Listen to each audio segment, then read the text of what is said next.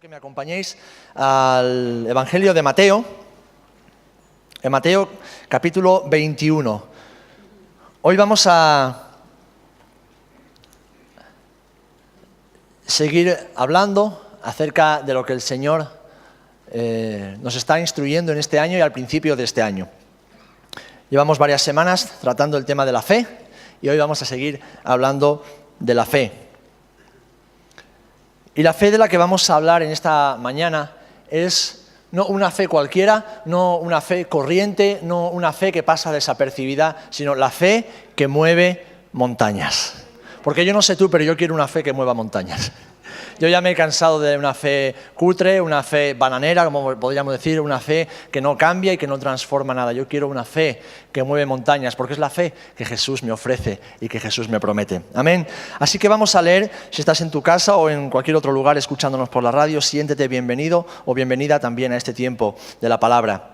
Mateo capítulo 21, versículo 18 en adelante. Dice así la palabra del Señor: por la mañana, volviendo a la ciudad, tuvo hambre.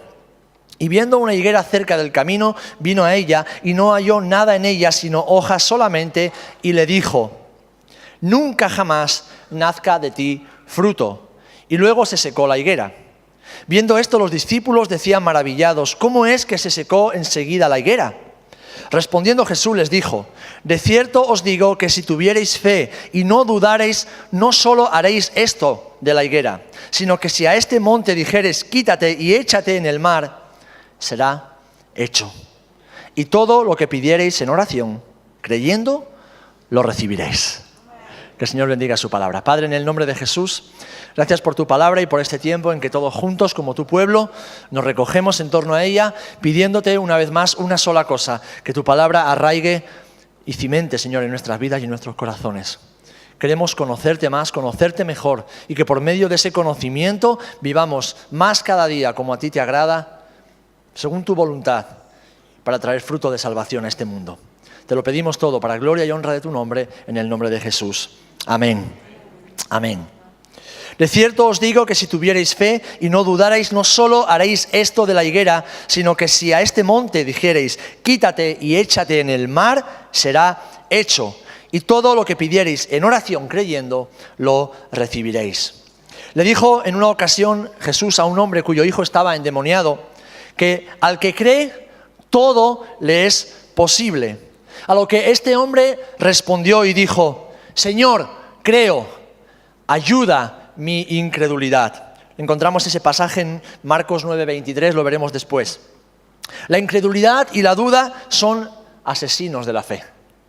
Cuando dudamos, cuando no creemos, estamos matando la fe. Y en este año yo estoy convencido de que el Señor nos va a desafiar cada vez más y cada día más a vivir una fe que eche fuera duda, que eche fuera toda duda y eche fuera toda incredulidad. Que arranque toda incredulidad de nuestros corazones, porque esa fe que no duda es la fe que mueve montañas. Esa es la fe que Jesús se espera de nosotros, para hacer incluso, como Él prometió, obras mayores de las que Él hizo. Y cuando Dios dice algo, Dios no se equivoca. Así que Él se espera de nosotros que por medio de su Espíritu Santo y la obediencia a su palabra, obras aún mayores de las que Él hizo, nosotros las hagamos también. Y no pensemos solamente en milagros, pensemos sobre todo en salvación, que es el mayor milagro. Amén.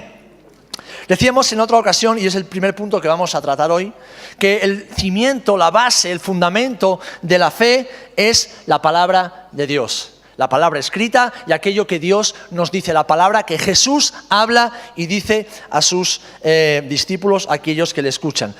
Un paréntesis, se me escapaba, sí que tenemos una visita, acabo de levantar la cabeza y veo que Pilar viene acompañada, la he saludado antes del culto. Ponte de pie, por favor, porque tenemos una costumbre: cada vez que nos visita alguien por primera vez, le pedimos que se presente y le demos la bienvenida.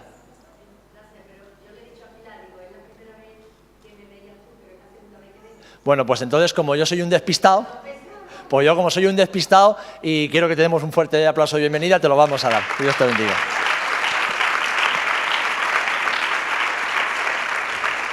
Pues bienvenida, estás en tu casa, el Señor te bendiga. Cierro el paréntesis y seguimos. Es lo que tiene ser despistado a veces. Decíamos que la fe se cimienta se sustenta en la palabra de Dios. En el pasaje que acabamos de leer, el Señor les dice a sus discípulos que deben tener fe y no deben dudar. Tener fe y no dudar. Y aquí encontramos un primer aspecto que me gustaría resaltar y que tenemos que tener en cuenta si queremos vivir una fe que mueve montañas. La duda. No vamos a hablar de la duda, pero para poder afrontar la fe desde la perspectiva bíblica tenemos que tener en cuenta la duda. ¿Sabes por qué? Porque tú dudas constantemente. Porque yo dudo constantemente. Porque tú y yo somos caracterizados por algo, un corazón incrédulo. De hecho, Dani lo compartía en el vídeo, ¿verdad? Toda la vida en la iglesia, mis padres me han enseñado, tengo la palabra, he visto a Dios actuar, pero en mi corazón había incredulidad, no quería creer. El corazón del hombre no quiere creer a Dios en cuanto en lo que se refiere a la propia naturaleza humana. Así que debemos lidiar con eso para después poder afrontar correctamente lo que Jesús nos enseña acerca de la fe que mueve montañas. Ahora bien, ¿por qué viene la duda? Puede haber diferentes motivos, pero uno de ellos, y para mí creo que es el fundamental, es por el desconocimiento de Dios. No conocer a Dios en la intimidad nos impide confiar plenamente en Él. Y en quien no confiamos, lógicamente, dudamos. Dudamos de su palabra, dudamos de su poder, dudamos de su intención, dudamos de lo que puede y de lo que quiere hacer. El Salmo 25 nos dice que la comunión íntima del Señor es con los que le temen. Dice que a ellos hará conocer su pacto. Es decir, que Dios revela sus planes y sus propósitos eternos, revela la intención de su corazón, revela quién es en lo más íntimo a los que viven en comunión constante con Él, en temor santo y temor reverente. Y esto, mis amados hermanos y hermanas, nos habla de relación. Y es el primer punto que quiero destacar. La fe que mueve montañas está basada en una relación íntima con el Padre. Ahora bien, ¿cómo conocemos al Padre? La propia Biblia nos lo enseña. Jesús dijo, el que me ha visto a mí, ha visto al Padre. Así que por medio de Jesús, tú y yo podemos conocer al Padre. Él es la encarnación del Padre. Él es la encarnación de la Trinidad. En Jesús se completa todo el poder, toda la autoridad, toda la majestad, toda la soberanía y toda la belleza, todo el amor, todos los atributos del Dios que está en los cielos. El que ha visto a Jesús, ha visto al Padre. Jesús vino para revelarnos a la bendita persona del Padre y por medio de su sacrificio en la cruz, mis amados hermanos, de recuperar la relación que se había roto en el huerto de Edén. Por medio de Jesús, que es el Verbo, es la palabra encarnada, tenemos la posibilidad de relacionarnos directamente e íntimamente con el Padre y sin ningún tipo de temor. Jesús nos reconcilia con el Padre. Jesús nos acerca al Padre. Jesús nos revela el corazón del Padre. Y ahí reside el secreto de la fe que mueve montañas, que vamos a desarrollar a continuación con ejemplos que el propio Jesús nos puso. Las parábolas dice que fueron dadas para que no las pudiesen entender humanamente, pero sí discernir espiritualmente. Fueron dadas para que la mente humana, para que el corazón humano se quedase fuera de juego todo el tiempo. No comprendiese qué está diciendo Jesús, para que, estando ciegos, pudiesen ver por medio de la revelación del Espíritu Santo. Pero las parábolas no son sino las enseñanzas celestiales traídas a la tierra de forma sencilla. Pequeñas historias para que podamos conocer quién es Dios y lo que Dios hace. Vemos en Lucas capítulo 11, ese capítulo famoso donde Jesús enseña a sus discípulos a orar, lo que conocemos comúnmente como el Padre Nuestro. Vemos que el Señor, después de haberles enseñado ese tipo de oración o esa forma de acercarse al Padre, continúa enseñando y lo hace a través de dos parábolas que vamos a ver a continuación. Y son dos parábolas que revelan el corazón del Padre hacia sus hijos. Porque podemos hablar de fe, podemos hablar de milagros, podemos hablar de muchas cosas, pero si Dios no es el centro de todo eso, si nuestra relación como Padre no es el centro de todo eso, si las enseñanzas de Jesús no son el centro de esa fe, podemos hablar de fuegos artificiales. La fe nace en Jesús. Aquel que hace prodigios y milagros es nuestro Padre Celestial, que incluso dice la palabra cuando el Señor le dice, pedid en mi nombre, y el Padre os escuchará y el Padre os lo dará. O pedidle al Padre y yo lo haré. Lo que nos está mostrando esa relación íntima entre uno y otro. Pedidle a Él en mi nombre y Él lo dará. Pedidme a mí y yo haré que mi Padre os lo dé. Trabajan en comunión, trabajan en intimidad, pero todo empieza, pasa y termina por ellos. Estas dos parábolas, como decía, revelan el corazón del Padre hacia sus hijos. En la primera, vamos a leerla, la encontramos en Lucas capítulo 11, versículos del 5 al 8. Los primeros versículos, del 1 al 5, vemos a Jesús enseñando acerca de la oración. Les enseña a orar, les enseña cómo dirigirse al Padre, cómo orar correctamente. Pero a partir del versículo 5, de repente Jesús cambia y cuenta una historia. Y dice, ¿quién de vosotros que tenga un amigo va a él a medianoche y le dice, amigo, préstame 3 panes? Porque un amigo mío ha venido a mí de viaje y no tengo que ponerle delante. Y aquel respondiendo desde adentro le dice, no me molestes, la puerta está ya cerrada y mis niños están conmigo en cama, ¿no puedo levantarme y dártelos? Como veis es una pregunta, no es una afirmación. Os digo que aunque no se levante a dárselos por ser su amigo, sin embargo, por su importunidad se levantará y le dará todo lo que necesite. En esta parábola, el énfasis no está en el amigo inoportuno. El énfasis está en el que, estando ya durmiendo, con sus hijos en la cama y la puerta ya cerrada, atiende a su amigo a pesar de la hora que es. Esto nos habla, o a mí me habla personalmente, de la confianza tan grande que estos dos amigos tienen entre sí. A mí no se me ocurriría ir a casa de alguien en quien no tengo mucha confianza a las 4 de la mañana, despertarlo de la cama para pedirle un bocadillo de chorizo. Ahora, si quieres tener mucha confianza conmigo, o crees que tienes mucha confianza conmigo, todo puede pasar. Yo iría a casa de alguien en quien confío. Juan, prepara el chorizo. Yo iría a casa de alguien que sé que a pesar de la inoportunidad de la hora y de la ocasión, no va a tener inconveniente en abrirme la puerta y darme aquello que le pido y que necesito. Yo aquí veo que Jesús nos enseña un principio fundamental en cuanto a la fe, y es que podemos acudir al Padre en cualquier momento, porque nos ve como sus amigos íntimos. Nos ve como personas de su confianza y podemos confiar en Él. ¿Sabéis? En el Antiguo Testamento solo encontramos algunos casos de hombres que disfrutaban de esta amistad. Se dice de Abraham, que fue el amigo de Dios. Se dice de Moisés que Dios hablaba con él cara a cara como habla alguien con su compañero.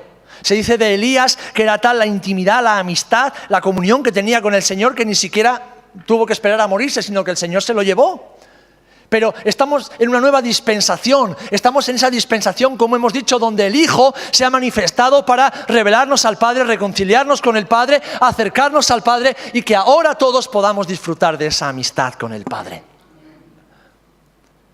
Por eso podemos acercarnos al Padre en cualquier momento y circunstancia. Por medio de Jesús, el Padre nos identifica como sus amigos y esto es maravilloso. Esto es maravilloso. Esto es maravilloso. Ahora bien, la segunda parábola que encontramos aquí, la vemos un poquito más abajo, a partir del versículo 11. Vemos a un hijo que le pide comida a su padre. Lucas 11, versículo 11. Dice, ¿qué padre de vosotros, si su hijo le pide pan, le dará una piedra? ¿O si pescado, en lugar de pescado, le dará una serpiente? ¿O si le pide un huevo, le dará un escorpión? Pues si vosotros, siendo malos, sabéis dar buenas dádivas a vuestros hijos, ¿cuánto más vuestro Padre Celestial dará el Espíritu Santo a los que se lo pidan? Aquí el Señor nos está revelando a un Padre bueno. Nos está revelando a un Padre que da siempre buenas cosas. Nos está revelando a un Padre que ama. Y fijaros, así como en la otra parábola el énfasis no estaba en el amigo inoportuno, sino en el amigo que atendía a su amigo a pesar de la inoportunidad, en esta parábola el énfasis tampoco está en el hijo que le pide comida a su padre. ¿Por qué? Porque es normal que los hijos le pidan cosas a sus padres. Yo no sé los tuyos, pero los míos están siempre pidiendo. A todas horas. Se levantan por la mañana pidiendo y se acuestan pidiendo. Es más, yo creo que si los escucho soñar, están pidiendo. Porque es algo innato en los hijos que confían en sus padres. Porque la fuente de toda provisión para nuestros hijos somos nosotros. Por eso es tan importante que como padres comprendamos esto. Que el reflejo, la imagen del Padre Celestial en la tierra somos nosotros. ¿Cómo van a confiar nuestros hijos en Dios si en nosotros ven un padre lejano, un padre apático, un padre que no juega con ellos, un padre que no los atiende, un padre que no invierte tiempo en ellos? Ayer los hermanos meditábamos sobre esto en la reunión de hombres. ¿Cómo van a acercarse confiadamente a un padre que no son capaces de identificar con alguien que han visto desde el mismo momento en que han nacido y han crecido y se han desarrollado?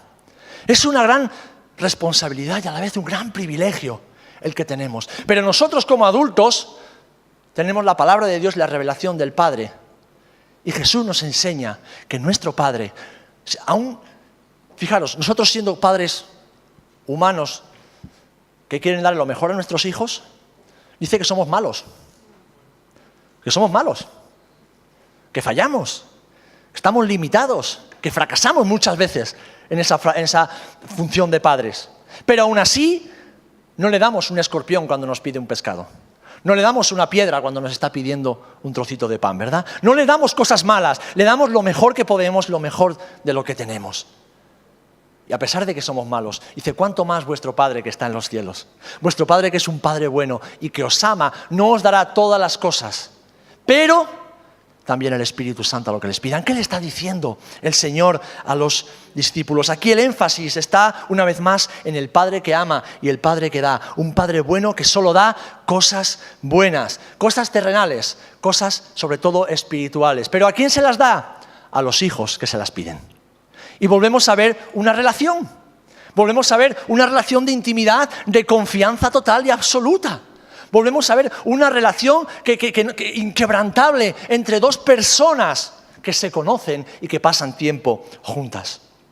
Ambas parábolas nos hablan de la relación, pero fijaros, me he saltado un pequeño párrafo a conciencia, porque es que ahí se encuentra, en ese sándwich, ¿no?, en medio de los dos panes, encontramos la clave o una de las claves de la oración o de la fe que mueve montañas. Dice los versículos 9 y 10 de Lucas: y yo os digo, pedid y se os dará.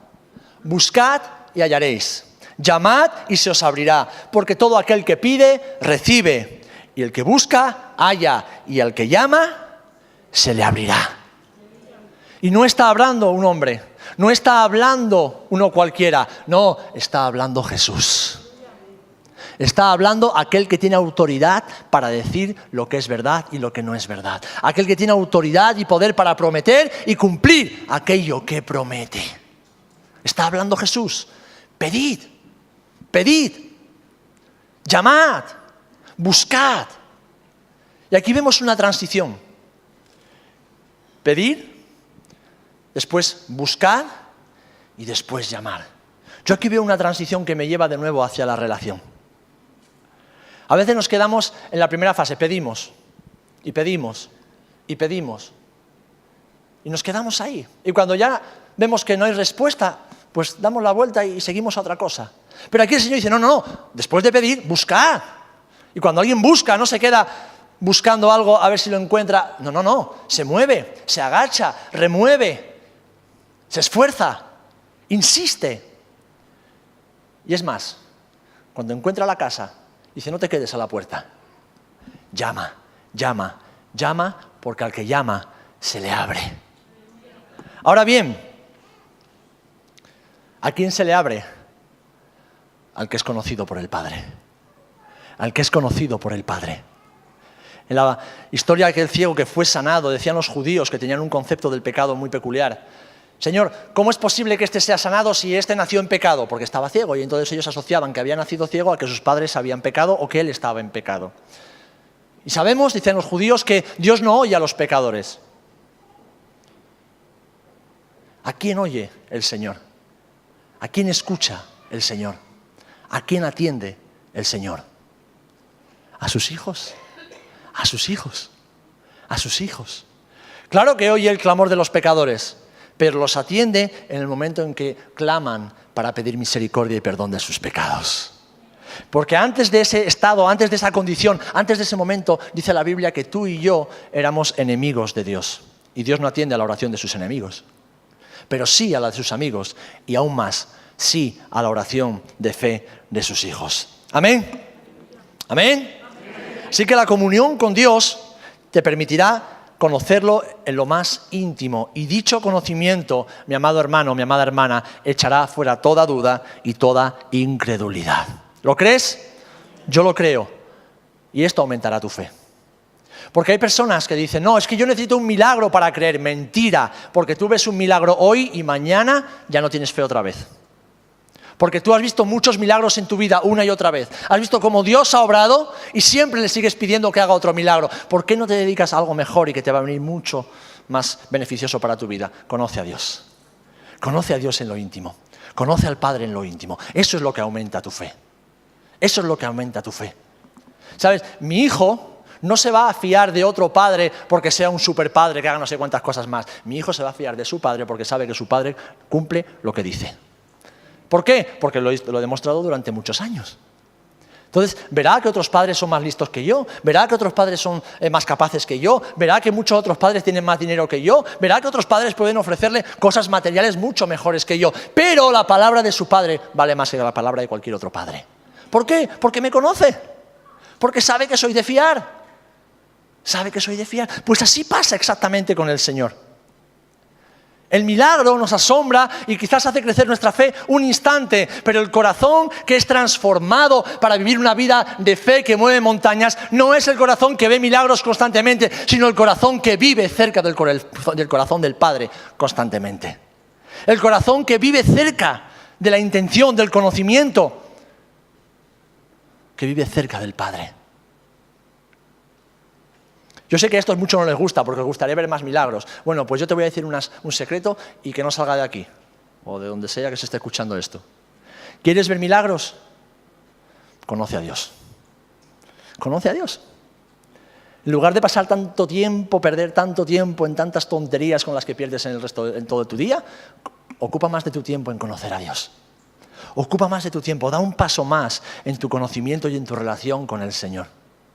Deja de quejarte y ponte a orar. Deja de lamentarte, deja de criticar, deja de echarle la culpa a Dios de no sé cuántas cosas. No, olvídate de todo eso y dedícate a conocer al Señor en lo íntimo. Entonces vas a ver cómo tu fe aumenta. Entonces tus dudas van a desaparecer de tu corazón y de tu mente. Porque las dudas, ¿verdad?, nacen del corazón, pero también de muchas mentiras que el diablo mete en nuestra mente, simplemente porque nuestra mente no está llena de la verdad de Dios, está llena de otras muchas verdades. Por eso Jesús decía, y lo repito yo constantemente, conoceréis la verdad y la verdad os hará libres. No tu verdad y mi verdad son basura. La verdad de Dios es la que libera. La verdad de Dios es la que libera y es la que nos permite conocerle cara a cara. La comunión con el Señor permite conocerlo en lo íntimo y dicho conocimiento echa fuera toda duda. ¿Por qué creéis que Moisés hizo todo lo que hizo? Porque conocía a Dios en lo íntimo, hablaba con Él cara a cara. ¿Por qué creéis que Abraham fue capaz de esperar lo que tuvo que esperar y creer aún en la vejez, aún ya en la esterilidad de su esposa? ¿Por qué? Porque Dios se le revelaba y él hablaba con Él cara a cara, como un amigo habla con su amigo, conocía a su Dios. ¿Por qué creéis que Pablo fue capaz de poner el mundo patas arriba? Un mundo tan difícil y tan complicado como el mundo romano de aquella época, unido al mundo judío de aquella época. ¿Por qué? Porque desde el momento en que se encontró con Jesús, cara a cara, le dijo, Señor, ¿qué quieres que yo haga? ¿Qué quieres que yo haga? Y entonces el Señor le reveló lo que iba a ser de su vida. Y Pablo se dedicó toda su vida, como él bien dice después en las epístolas. Todo lo que tenía, todo lo que era, lo tengo por basura con tal de alcanzar el conocimiento de mi Señor Jesucristo. La aspiración de Pablo era conocer a Jesús. Cada vez más conocer a Jesús, cada día más conocer a Jesús, cada vez más profundamente a Jesús, porque sabiendo que si él conocía a Jesús, todo lo demás sería dado por añadidura. Y la obra para la cual el Señor le había llamado sería hecha con virtud, con fe y con autoridad en el Espíritu Santo. ¿Por qué? Porque conocía a Jesús. Así que mi amado hermano, mi amada hermana, lo que tú y yo necesitamos para vivir una fe que mueve las montañas es tener una relación íntima, personal, constante y profunda con nuestro Señor. Amén. La duda y la incredulidad nos impiden ejercer dicha fe. Y es que el Señor no demanda una gran fe. Fijaros que no estoy hablando mucho de la fe, estoy hablando de la relación. Porque Dios no demanda una gran fe, sino una fe muy pequeña, pero sin dudar. Una fe muy pequeña, pero creyendo. Simplemente que sea genuina, que sea auténtica, que esté pura, que no esté contaminada por dudas, por incredulidad o por razonamientos humanos. Y yo digo esto sabiendo que hay algunos aquí que mientras yo hablo no están creyendo en sus corazones. Y yo sé que hay algunos aquí que están dándole vueltas a su cabecita, que están aquí poniendo en duda todo lo que están escuchando. Y ¿sabes? No me preocupa, porque el problema no lo tienes conmigo, lo tienes con Dios. Y mi oración es que resuelvas ese problema con el Señor lo antes posible. Porque, ¿sabéis? Las dudas y la incredulidad son pecado. Son pecado. El que duda en su corazón, dice la palabra, peca. Porque está poniendo a Dios por mentiroso. Entonces tú ponme a mí por mentiroso, no me importa. Pero no te atrevas a poner a Dios por mentiroso. Porque entonces tienes un problema. Y un problema grave. Y yo oro para que resuelvas ese problema lo antes posible y a poder ser en esta mañana. El Señor sabe que la porción de fe necesaria para ver milagros ya la tenemos. ¿Y sabéis por qué? Porque la fe es un don de Dios. Porque si Dios nos ha dado fe para creer en Él, que es el mayor y más grande de los milagros, sabe que esa fe ya está en nuestros corazones. Es más, lo que debemos tener, dice la Biblia, es fe como un grano de mostaza, que es la más pequeña de todas las semillas. Una fe que eche fuera toda la duda y toda la incredulidad. Una fe genuina, auténtica. Ahora bien, ¿cómo hacemos esto? Pues lo acabo de decir de muchas formas y maneras a través de 2 parábolas. Teniendo una visión clara de quién es Dios. ¿De quién es Dios? Que es un amigo fiel, es un padre bueno y es un padre que ama a sus hijos. Ese es tu Dios. Ese es mi Dios. ¿Amén? Ese es nuestro Dios. Ahí nace la fe que mueve montañas. Ahora bien, la última parte de este pasaje que hemos leído en el Evangelio de Mateo, capítulo 21, dice: y todo lo que pidiereis en oración creyendo, lo recibiréis. Aquí encontramos otro aspecto fundamental. Pasamos de aquello que Dios demanda, es decir, creer sin dudar, ¿vale? Y encontramos ahora que este creer sin dudar se encuentra dentro de un contexto para que esa fe que mueve montañas sea algo común en nuestra vida como creyentes.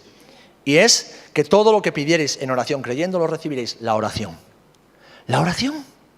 ¿La oración? La fe que mueve montañas no es una fe esporádica ni circunstancial, sino una fe que se cultiva en un clima de oración continua y constante. Continua y constante. ¿Sabes por qué tu vida y mi vida son tan mediocres espiritualmente? Sencillamente porque no oramos. ¿Sabéis por qué no vemos muchas veces más milagros? Sencillamente porque no oramos. Porque no pasamos tiempo a solas con Jesús.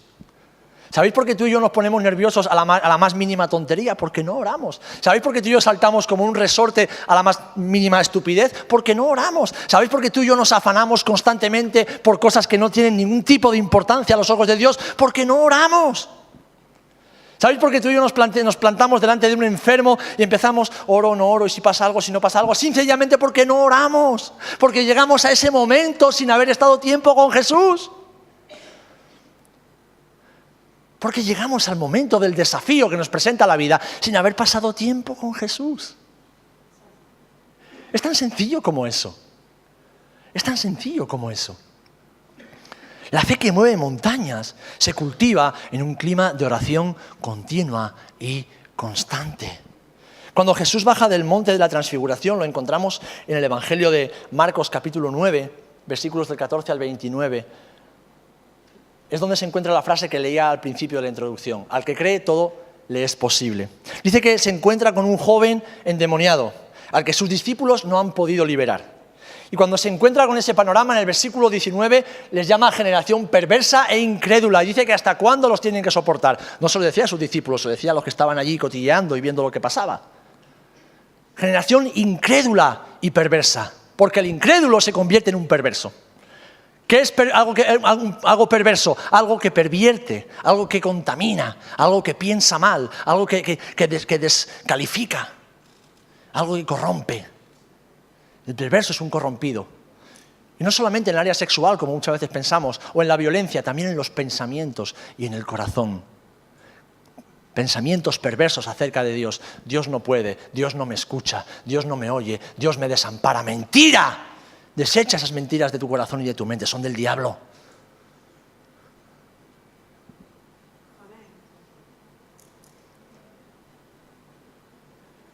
Dios es Dios, aunque tú ni siquiera mires para Él una vez en toda tu vida.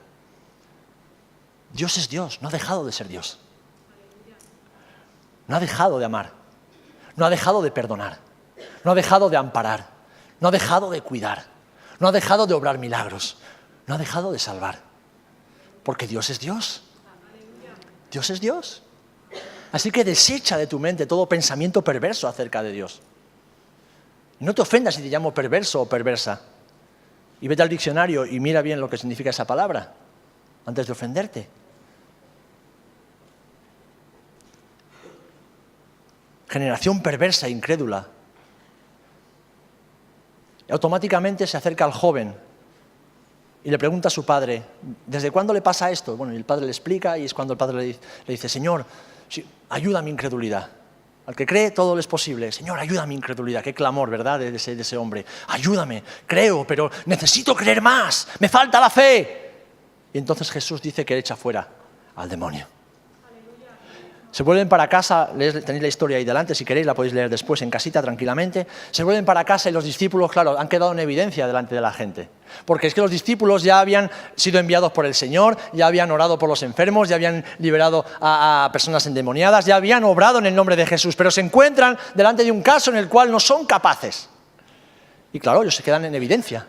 Porque cuando Jesús estaba en el monte con Pedro, Jacobo y con Juan, con Santiago y con Juan, ellos se quedan al cargo de la comitiva de Jesús, se encuentran con esta situación, oran por el niño y el niño no es liberado. Quedan en evidencia. Así que calladitos, no dicen nada, pero cuando llegan a casa, dice la Escritura en ese pasaje, Señor, ¿por qué nosotros no pudimos echarlo fuera? ¿Qué ha pasado? ¿Qué ha fallado?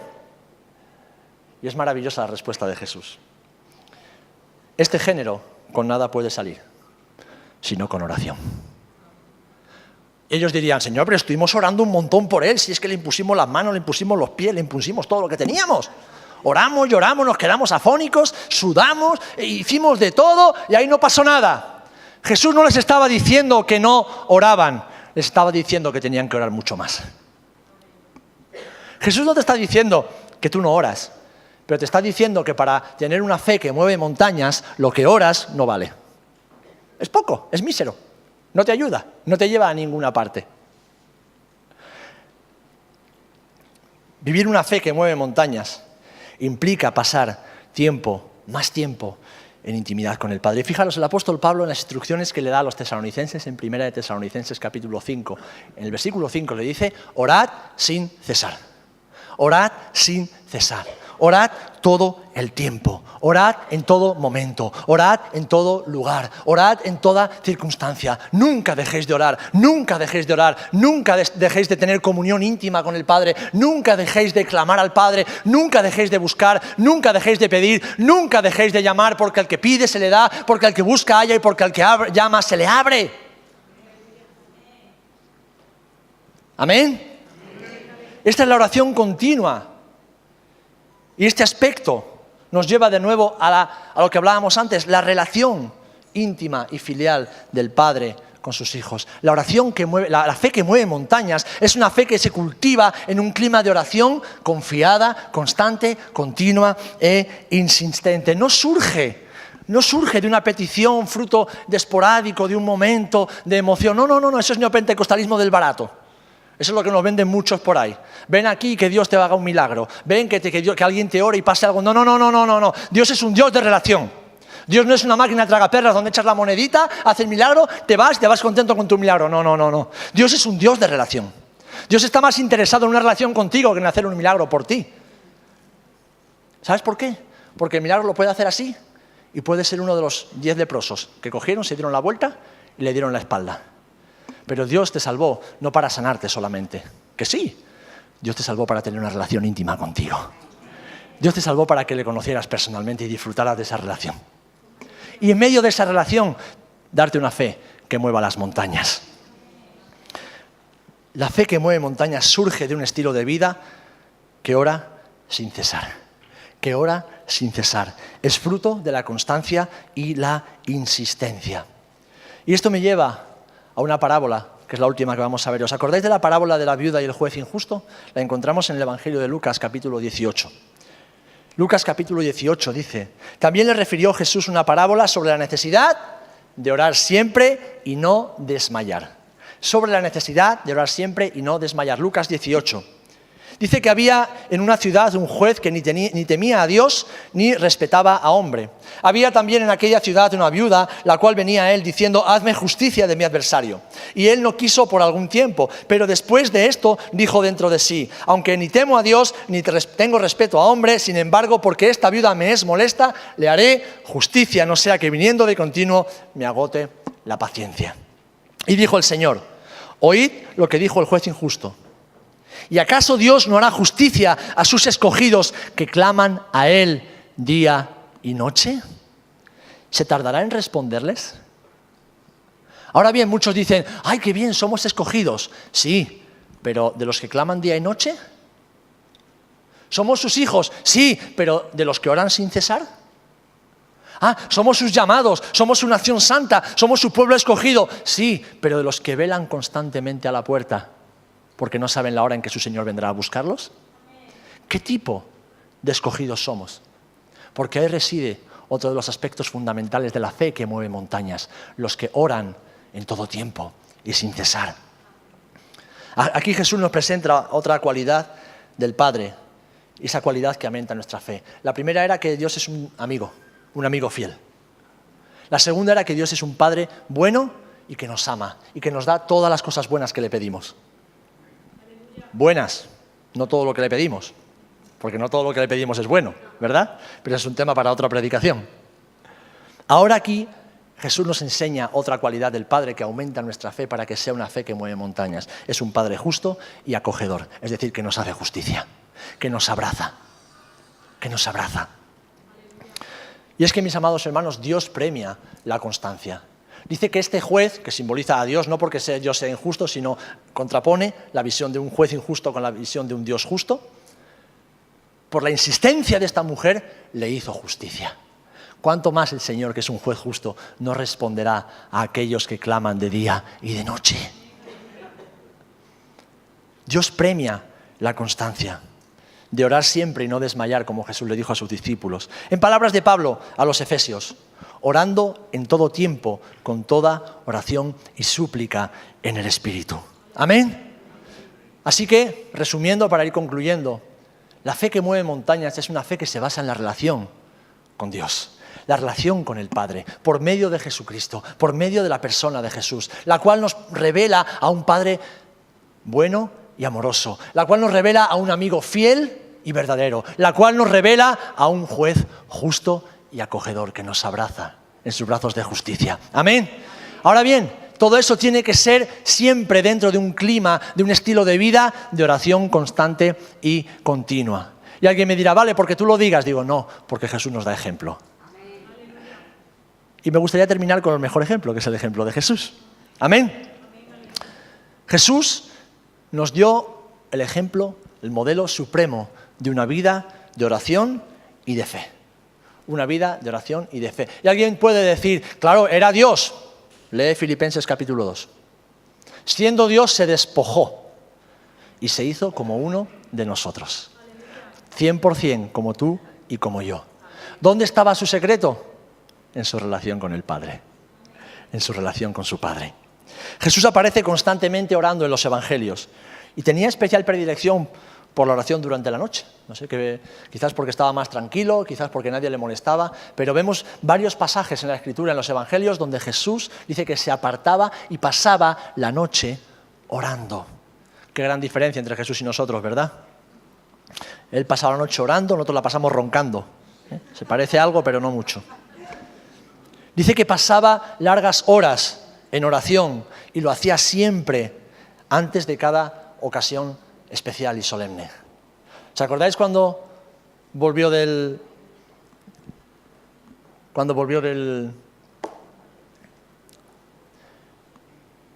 bautismo? Dice que le había estado orando, me salía la palabra, había estado orando, y cuando es bautizado sigue orando, y entonces el Padre habla desde el cielo y el Espíritu Santo se manifiesta en forma de paloma. Antes de ser bautizado, él estaba orando. ¿Os acordáis cuando tuvo que elegir a los 12 apóstoles? Dice que pasó toda la noche orando. Lo encontráis en el Evangelio de Lucas, que es el que más habla de esto. Evangelio de Lucas, capítulo 3, y ahora estamos en el capítulo 6. Se pasó toda la noche orando para tomar una decisión que iba a ser trascendental para la historia de la salvación de la humanidad. Toda la noche orando. Alguien diría, pero si era Dios, si ya lo sabía. Pero como Dios se despojó y se hizo hombre y se sujetó a la voluntad de su Padre. Toda la noche orando. Y con esto hago un paréntesis. ¿Cuántas horas pasas orando cada vez que tienes que tomar una decisión importante? Bueno, vamos a hacerlo más fácil. ¿Cuántos minutos pasas orando antes de tomar una decisión importante? Más fácil, horas antes de tomar una decisión importante. Sí, parece ridículo. Pero es una realidad, una triste realidad de nuestras vidas. Por eso luego la vida nos va como nos va muchas veces, hermanos. ¿Os acordáis ayer los hermanos? Gedeón le echaba la culpa a Dios por cómo estaba la situación en el país. No, el problema no lo tenía Dios, el problema lo tenía Israel, que era desobediente a Dios. Para cada decisión que tienes que tomar en tu vida, debes consultar antes a tu Padre que está en los cielos. Y deja que Él te diga lo que es mejor para ti y para tu casa. Vemos a Jesús, que en este pasaje que hemos leído de Marcos, en la transfiguración, que dice que mientras estaba orando, se transfiguró. Y tuvo apariencia como de ángel, se le aparecieron Moisés y Elías. En Juan 17 lo vemos entrando la semana antes de morir en la cruz. Dice que oró y lloró sobre la ciudad de Jerusalén.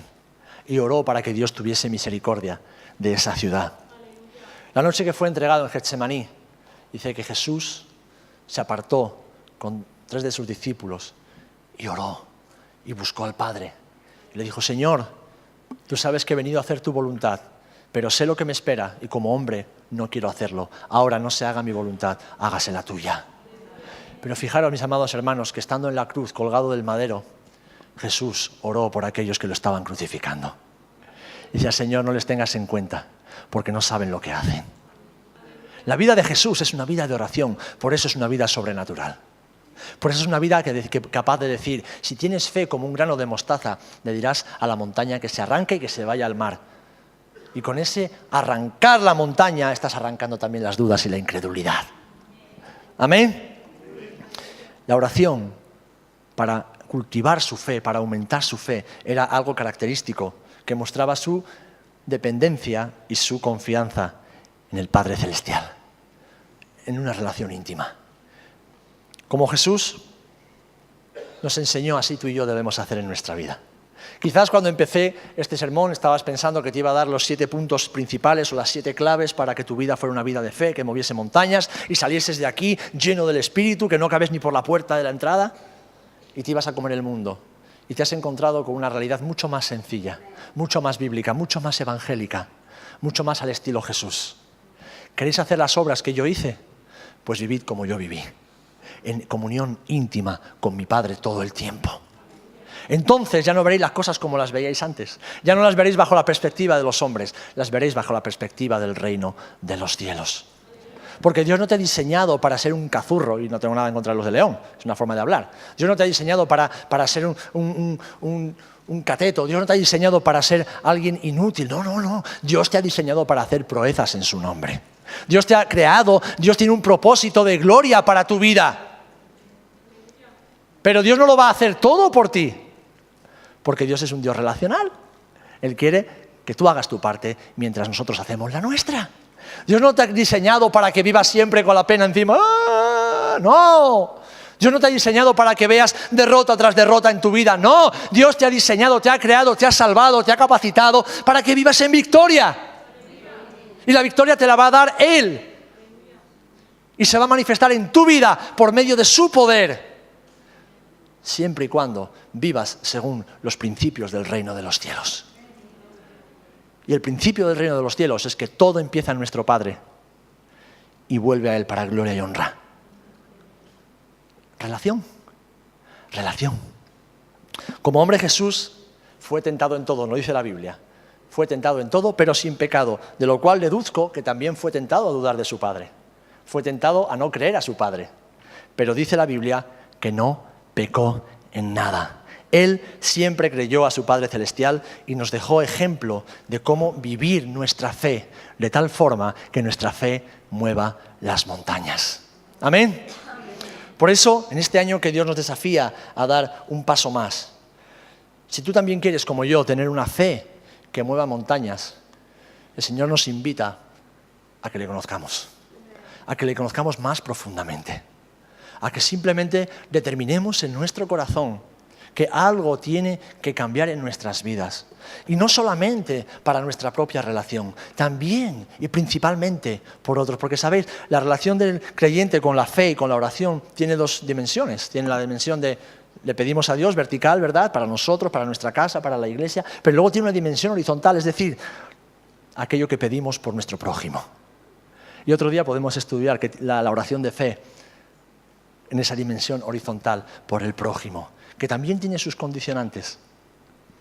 Pero el Señor, que siempre empieza las cosas por su sitio, por los cimientos, te está recordando en esta mañana, mi amado hermano y hermana, que si quieres tener una fe que mueva montañas, tienes que empezar por tener una relación con el Padre inquebrantable, insustituible.